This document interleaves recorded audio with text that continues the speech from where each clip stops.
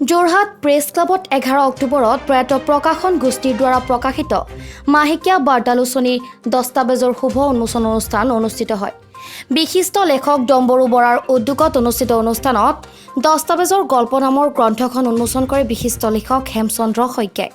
লগতে মাহেকীয়া কবিতা সম্পৰ্কীয় সংকলন পুথিপাত উন্মোচন কৰে বিশিষ্ট লেখিকা মাফিদা বেগমে।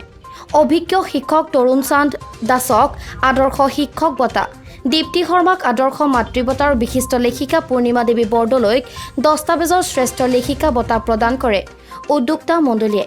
এই সভাখনত উপস্থিত থাকে ডিম্বেশ্বৰী দাস, অঞ্জনা গগৈ, ৰাজেন গগৈ আৰু বহু গণ্যমান্য লোকসকল।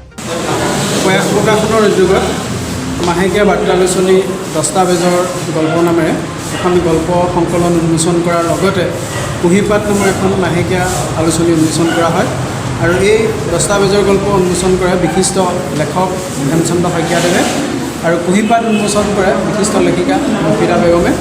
উল্লেখযোগ্য যে দস্তাবেজে ইতিমধ্যে ৪ৰ্থ বছৰ অতিক্ৰম কৰি ৫ম বৰ্ষত ভৰি দিছেহি আৰু এই সময়ছোৱাতে আমি সকলো ৰাইজৰ সহায় সহযোগিতা আৰু আশীৰ্বাদ বিচাৰিছোঁ। ধন্যবাদ। যোৰহাটৰ পৰা সঞ্জীৱ শইকীয়াৰ ৰিপৰ্ট, নিউজ 9 অসম।